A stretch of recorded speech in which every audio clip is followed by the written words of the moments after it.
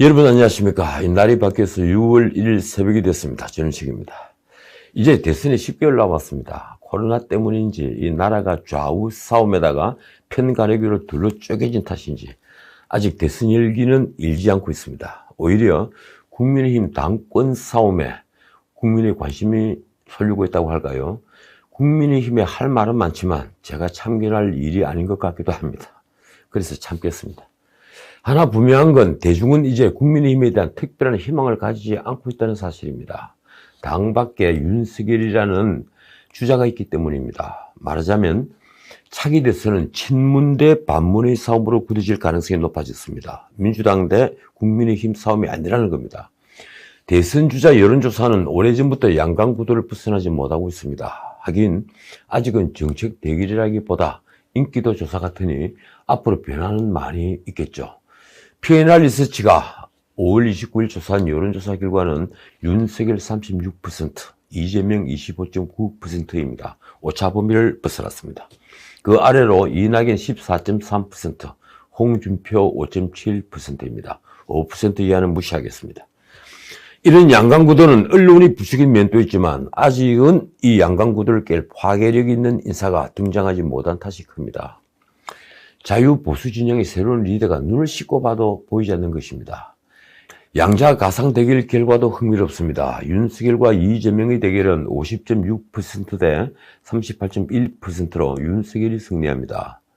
윤석열과 이낙연의 가상 대결은 53.3% 대 38.9%로 역시 윤석열이 앞섭니다.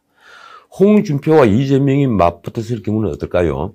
36.5% 대 44.2%로 이 경우는 이재명이 이깁니다. 이런 조사는 어디까지나 흥미본위의 인기도 조사 같은 것입니다. 다만 대중은 반문에 기울고 있다는 것, 그리고 그 반문의 대표주자로 윤석열을 지목하고 있는 것은 지금까지는 확실해 보입니다. 사정이 이렇게 돌아가자 이 민주당의 주자들 이낙연과 정세균은 반 이재명 전선을 구축하는 중입니다. 이 공동 전선은 이재명 지사가 내세운 기본소득제를 두고 형성됐습니다. 언론은 기본소득제는 문 정부와 무관한 정책이니 이낙연, 정세균 두 주자가 친문을 생각하지 않고 의식하지 않고 이재명을 공격할 수 있다고 분석했습니다. 두 사람 다 문 정부에서 총리를 지냈으니까요. 기본소득제를 두고 이재명을 공격하는 데는 이광재, 박용진 두 후발주자도 가세했습니다. 이낙연은 신문방송 편집인협회 초청 토론회에서 재원 조달 방안이 없으면 허구라고 공격했으며 정세균은 자신의 유튜버 방송에서 동화에서나 나올 법한 얘기라고 했습니다. 연 50만 원 기본소득제에도 1년에 26조 원이 든다는 것이죠. 이광재 의원도 살떡은 누가 채울 것이냐며 공격했습니다. 참 재밌습니다. 더 재밌는 건 이 기본소득제를 두고 느닷없이 오세훈이 이재명과 한판 붙었다는 것입니다. 오세훈 시장이 안심소득이라는 새로운 정책을 들고 나오면서부터입니다. 서울시는 소득 수준이 중위소득에 못 미치는 시민에게 중위소득 미달 금액의 절반을 지원하는 안심소득을 시범적으로 시행하기 위해 자문단을 구성했습니다. 그러자 이재명 지사는 28일 페이스북에 차별급식 시즌2 안심소득 부자는 죄인이 아닙니다 라는 제목의 글을 올렸습니다. 이재명이 부자가 죄인이 아니라고 말을 자주 하죠. 안심소득은 국민을 세금만 내는 희생집단과 수혜만 받는 집단으로 나눠 갈등을 대립시키는 낡은 발상이라는 게 글의 요지입니다.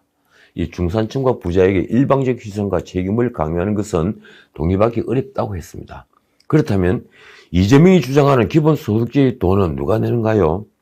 돈을 더 많이 걷어 부자도 주고 저소득층도 준다면 부자가 일방적 희생을 하는 건 마찬가지가 아닙니까? 부자에게 1,000원을 받아서 가난한 사람 둘에게 500원씩 나눠주는 안심소득과 1,500원을 걷어서 가난한 사람 둘과 부자 한 사람이 500원씩 나눠 가지는 기본소득이 무엇이 다르다는 것입니까? 다행이랄까 이재명 지사는 최근 복지 구조 조정을 해서 재원을 마련한다. 그리고 기업의 자유를 보장하겠다. 이런 언급을 자주 하고 있습니다. 어떻든 두 정책 다 포퓰리즘인 건 마찬가지며 사회를 무기력하게 만드는 좌파 정책인 것도 마찬가지며 세계 어느 나라도 하지 않은 정책인 것도 마찬가지입니다. 저는 오세훈이 느닷없이 이런 좌파 정책을 들고 나오는데 놀라지 않습니다. 그는 그런 사람이니까요. 오세훈이 반론은 이렇습니다. 이 기본소득은 기본 원칙을 전혀 지키지 못한 선심성 현금살포의 포장에 불과하다. 안심소득은 어려운 분에게 더 많이 지원해서 양극화 해소의 특효약이다. 정말 그렇습니까? 이재명 지사는 재원 문제를 걸고 들어갔습니다. 그가 29일 페이스북에 쓴 글이 이렇습니다. 17조 원이나 되는 안심소득의 재원을 어떻게 마련할지 밝혀야 시민을 속이는 헛공약이라는 의심이 해소될 것이다. 말하자면 시민을 속이는 헛공약이라는 것이죠. 그러면서 17조 원을 기본소득으로 지급하면 서울시민 1인당 연간 170만 원을 지역화폐로 지급하는 게 가능하다고 주장했습니다. 오세훈도 지지 않았습니다. 그는 예산의 규모는 서울시 복지 예산으로 충분히 감당할 수 있는 범위 내로 설계할 예정이라고 반박했습니다. 오세훈은 이재명의 가짜 기본소득제가 역차별적이고 불공정하며 갈등 유발적인 선심성 현금살포라고 비난하고, 이재명은 안심소득이 외려 선심성 현금살포에 가깝다며 시민을 속이는 헛공약이라고 비난했습니다. 서로가 비슷한 말로 비슷하게 공격을 하고 있는 겁니다. 이처럼 이제 포퓰리즘은 우리 정치판에 만연했습니다.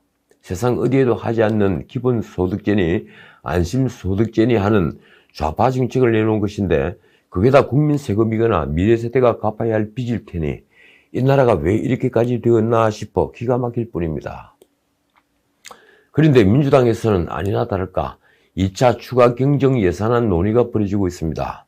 11월 집단 면역에 발맞춰서 경제 활성화의 마중물을 마련해야 한다는 명분인데 전 국민 재난지원금 지급 예산입니다.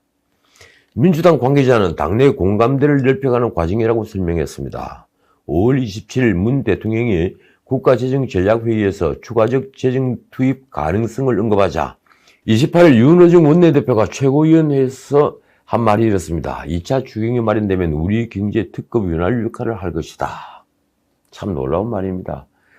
9월 말 추석 때 재난지원금을 지급하고 또 그리고 그 앞에 손실보상이 지급되겠죠.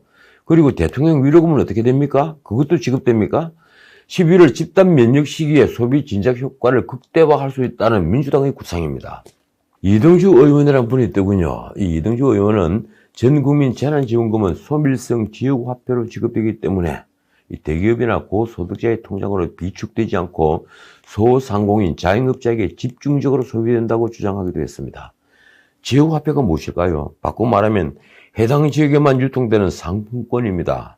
그런데 이상하지 않습니까? 그 지역화폐로 물건을 사면 대기업이 만드는 물건을 사지 않고 중소기업이 만드는 물건만 사는 겁니까? 그런데 기재부는 재정 부담을 이유로 전 국민 보편 지급을 반대합니다. 이 문정부대로 확장 재정으로 국가 채무는 GDP의 48.2%까지 치솟은 상태입니다.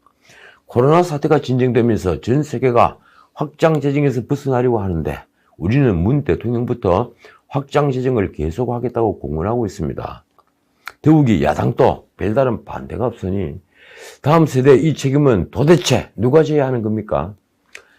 지난 방송에서 얘기했지만 문 정부는 지금 재정 중독에 빠졌습니다. 이 내년 대선 승리를 위해서는 못할 게 없다는 태도입니다. 스탠더드 & 푸어스 등 글로벌 신용평가기관은 물론 KDI도 한국의 급격한 재정 악화를 막기 위한 정책 변화를 강조한 터에 5월 27일 국가재정전략회의는 정부의 기조 변화가 있을지 주목 대상이었죠. 그런데 문 대통령은 모두 연설서부터 모두를 외면했습니다. 정반대로 갔습니다. 그는 적어도 내년까지는 경기의 확실한 반등과 코로나 격차 해소를 위해 확장재정 기조를 유지할 필요가 있다면서 이렇게 말했습니다. 필요하다면 큰 폭으로 증가한 추가 세수를 활용해서 추가적인 재정 투입 가능성을 열어두어야 한다. 말하자면 대선까지 돈을 풀겠다는 것입니다. 그런데 문 대통령은 그 명분을 이상하게 됐습니다. 확장재정 운용에 의해 경제가 빠르게 회복되면서 올해 들어 큰 폭의 세수 회복으로 이어져 재정 건전성 관리에 오히려 도움이 되는 측면이 있다. 그래서 확장 재정이 재정 건전성에 도움이 된다는 얘기입니다. 말하자면 이렇습니다. 확장 재정이 경제 회복으로 가고 또 경제회복은 세수 증가, 그리고 세수 증가는 재정 건전성 확보로 간다. 어떻습니까? 지구상에 이런 도식을 내놓은 경제학자는 아직 없습니다. 이게 증명된다면 경제학적 혁명입니다. 재정 투입으로 국가 총수요가 증가하고 GDP가 증가하겠지만 그 비율인 재정 승수는 매우 작습니다.